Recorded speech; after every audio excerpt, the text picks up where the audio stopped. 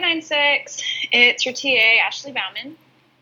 I'm going to do a little presentation for you on how to do a case presentation. I'm going to start off by doing just a little review of depression, anxiety, and mood disorders, just to give you a little review before you do your case presentations. So when you log on to do your case presentations, the general expectation is that you'll have about a 20-minute slot. So you'll present your client for about 14 minutes, and you'll have about 8 to 6 minutes of feedback once you're done presenting. So the guidelines of what you're supposed to present in your case presentation are laid out in your syllabus. And I'm going to go through this case presentation with a PowerPoint. You can do the PowerPoint if you want. It's required of you. Students in the past, some of them like doing the PowerPoint because when they're presenting, they don't want their face just projected for 12 to 14 minutes. So it's really up to you. You're not going to get docked if you do, and you're not going to get bonus points if, or either way. So you're not going to get docked if you don't. Bonus points if you do. I posted this presentation in the course resources for you, and you're welcome to download it. Sometimes students have honestly just used the template and wiped the example information out of it and put their client's information into it. That doesn't bother me. I don't care if you do that. If you want to use PowerPoint, do it. If not, don't. But make sure you hit all the points that are required of you that are like in the syllabus. Okay, so let's dive in. Also, if you do decide that you want to do a PowerPoint, the day before your case presentation, just shoot me an email and just let me know. Come to the session about 5 minutes early so I can make you a moderator, or so Dr. Trout can make you a moderator. You have to have moderator privileges to present a PowerPoint. Pretty self-explanatory from that point on, but sometimes people get a little confused about how to upload their PowerPoints during the presentation. Okay, so here's case presentation.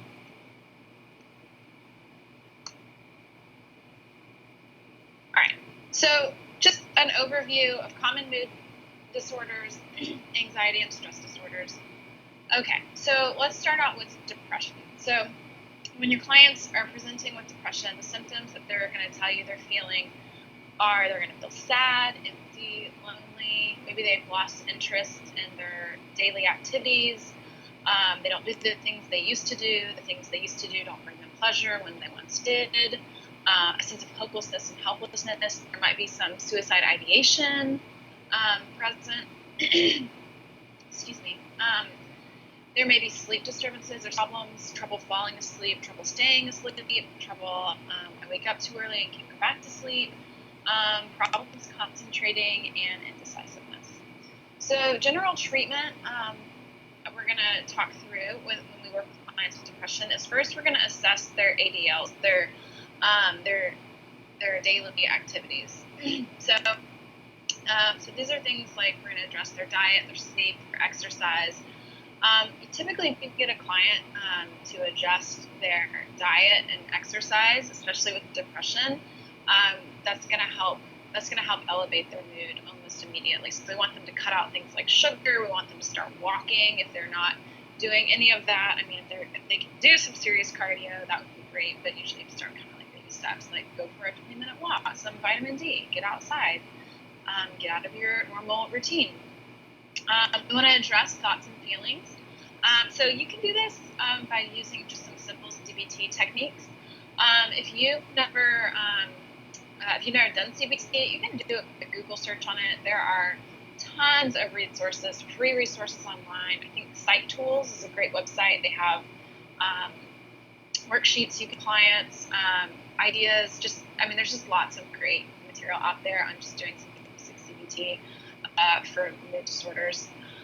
We want to help change the negative self-talk. Again, that can be part of that CBT. And we want to we really want to focus on growing social support. A lot of times our depressed clients, what we find is that they don't have a tight group of friends. They don't have people they can talk to. So we want to really look for areas and places in their life for them to engage. And a lot of times they'll tell you there's not places, but a lot of times there are, and they're just not super motivated at the moment to engage because it feels risky and scary. We want to address all those things. And then here's some related mood disorders or related disorders to depression. So we have dysthymia. So this is going to be a low-level depression that typically is chronic. So they're going to have this for many years. So it's, the way I think is best to kind of think about it's kind of like an Eeyore, like they're functioning, but like everything's just kind of gray. And seasonal affective disorder, we're in the summer months, so you're probably not going to see a ton of seasonal affective disorder, but in the winter months, we definitely do see this, which is, when the seasons change, we just feel more blue. And then bipolar I disorder, so this is going to be bouts of mania and depression. So what this really is it's extreme anxiety and extreme depression, and they oscillate between the two. So the next disorder, anxiety. So this is going to be classified by intense worry and fear, and feeling out of control, like they can't control anything, and they're going to have, and they may struggle with tensions in their body. So for treatment, we're really going to focus on things like relaxation and mindfulness. One of the things I tell my clients who struggle with anxiety and depression is that depression lives in the past and anxiety lives in the future. And so we need to become more present focused, and we need to teach our clients ways of becoming more present focused.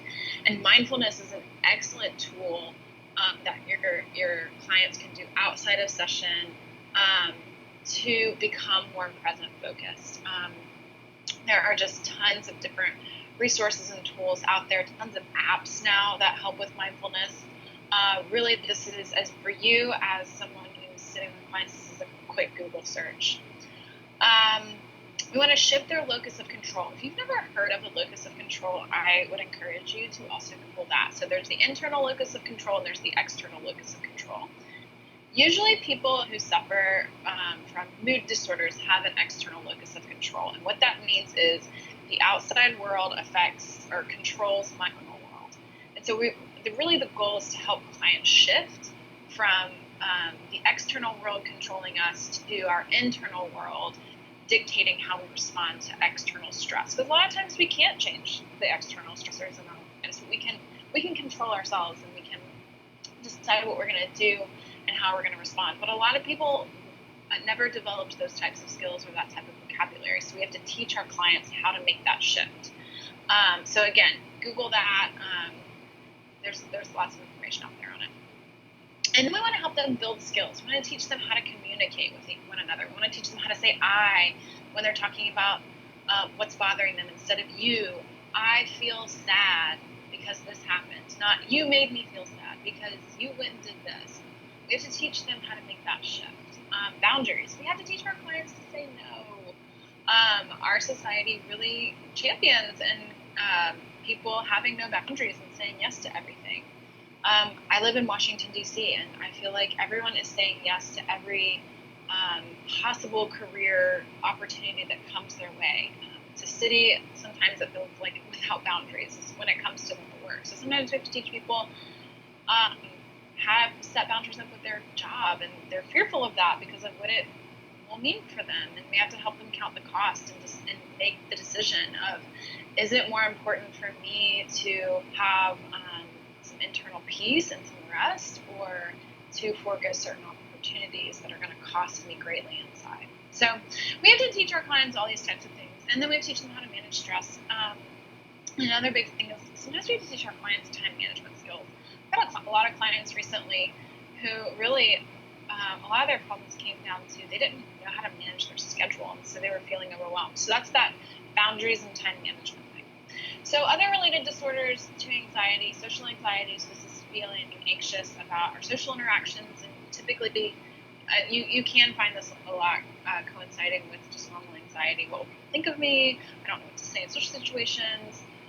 So we have to do some psycho-ed there, and then some skill building. Obsessive compulsive disorder, so that's like I have to wash my hands 5 times before I can leave the house, or lock and unlock the door 17 times before I can go outside.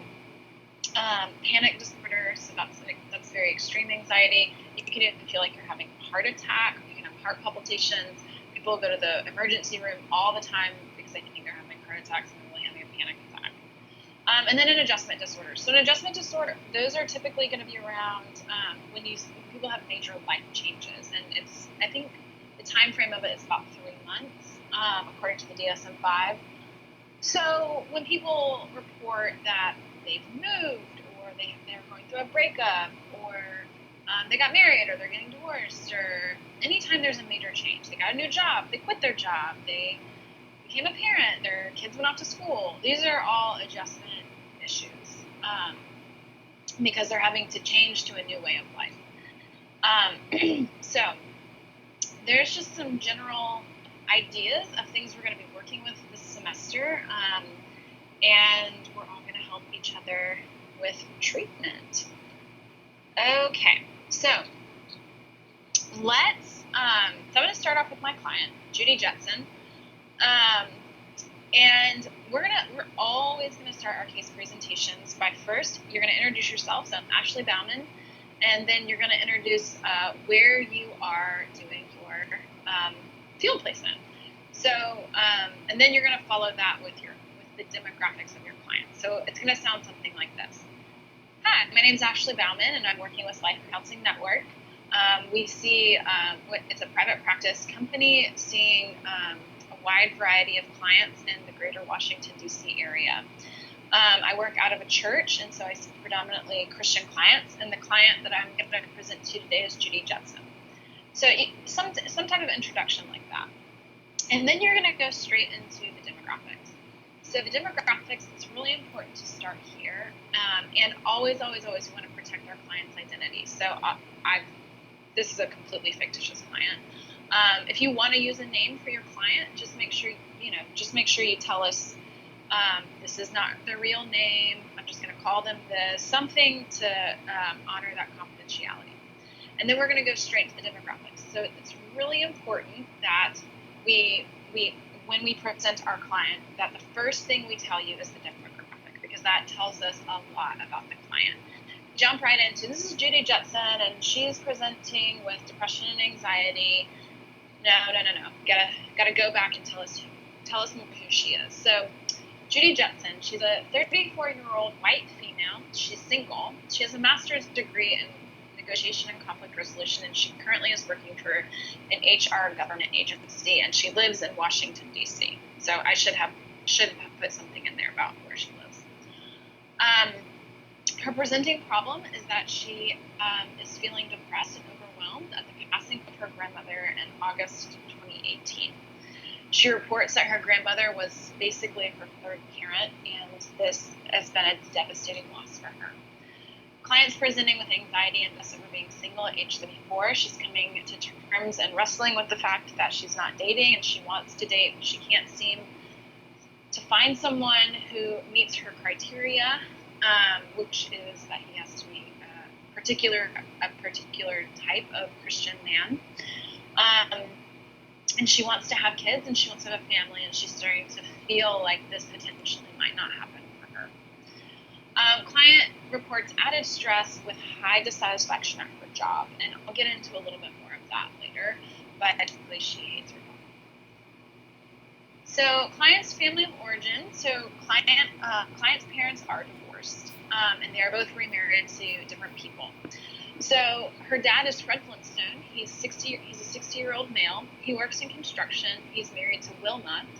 This is his second marriage, and client does not like Wilma, and she has identified her as evil. She calls her dad a selfish, childish jerk in session. Client's mom is Jane Jetson. She is 56. She's female. She's an administrative assistant, and she's married to George Jetson.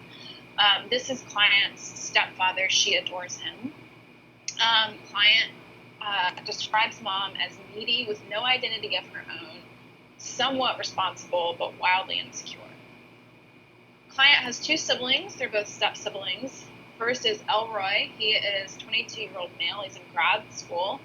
and he's a barista. He's single, and client first to him or described him as a pothead who is irresponsible. Client's sister is a 24-year-old female. She's a teacher. She's single, and she describes her as dramatic and crazy. So just a little bit of an overview of the family background. Client's from a suburb from Atlanta, Georgia.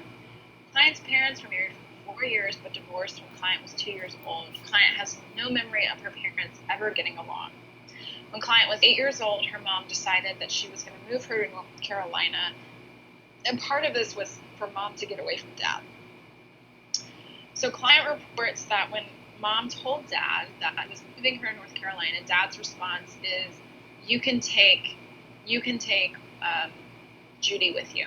So Client heard her dad say, if you're going to North Carolina, you can take the Client.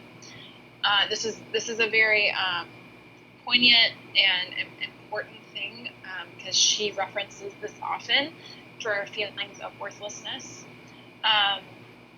Client reports that growing up, her dad had several girlfriends, but when Client was about 12 years old, his dad married Wilma, who was especially mean to the Client. Client told me that Wilma told her that she ruined her wedding day because her dress did not fit due to Client's eating disorder. So before the day, she tried on the dress and it fit, but because she developed an eating disorder around this time in her life, when she went back, the dress did not fit, and everyone was very concerned about her size and her frame, and it took a lot of attention away from Wilma, and Wilma rubbed that in her face. So Client reports that when she did visit Atlanta to see dad, she would spend most of her time with her grandmother. So this is the same grandmother that has passed away that she kind of saw as her third parent. And she describes this time as with her grandmother as being a place of refuge and comfort for her. So Client reports that she hated living in North Carolina and struggled to make friends the whole time she lived there, which is largely where her eating disorder developed. When mom remarried George, when Client was about 10 years old, and George made good money working in IT, and he was a safe person for the Client to confide in. Client says that George balanced out her mom. The way Client kind of describes her parents is, my parents care about me, but they don't know what it means to be a good parent. So her educational background, she graduated from school in 2002, went to UNC Chapel Hill and studied journalism in 2007. And then she had 2007. And then she went on to get her master's degree from Columbia in negotiation and conflict resolution. Currently, she's an HR specialist. She says her job satisfaction is 2 out of 10. She's been there for 3 years. She works for the government, and she finds that to be extremely disorganized and unsatisfying. And she is currently looking for a new job. Her dream is to open some sort of consulting firm where she can then do negotiation and conflict resolution for companies. Client has no major medical conditions. She is taking birth control. Client reports that she's not currently sexually active, but she has been sexually active in the past. She currently takes birth control to help with her menstrual cycles. All right, so in the spiritual assessment, Client reports that she's been a Christian all her life, but finds God to be distant and cold.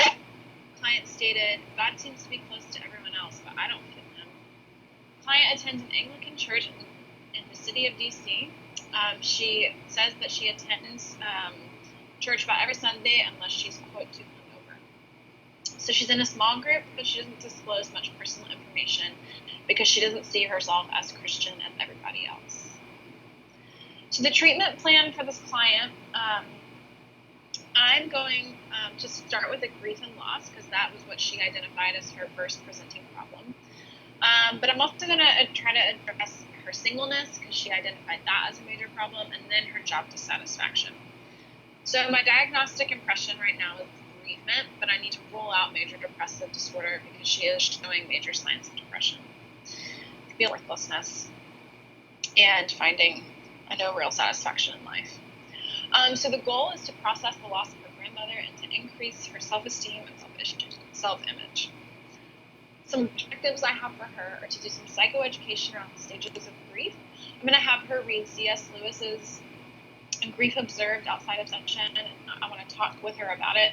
I'm going to print out some articles on the 5 stages of grief by Kubler-Ross and kind of give her an idea of what normal grief looks like and what she is kind of supposed to feel, because currently right now it seems like whenever she feels sad, she thinks that's wrong. And so I want to give her more of a framework of feeling these things is actually normal and okay. I want to help her develop a vocabulary to describe the loss beyond, like, I just feel like hopeless, so sad, but really giving her vocabulary around the stages and to be able to identify kind of where she's at.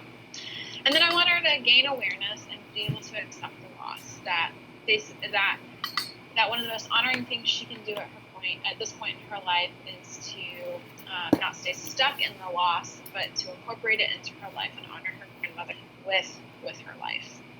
So the intervention I'm going to use is talk therapy. I want to help her process her feelings and emotions around the loss. And one of the things I'm going to have her do is I'm going to have her write a letter to her grandmother.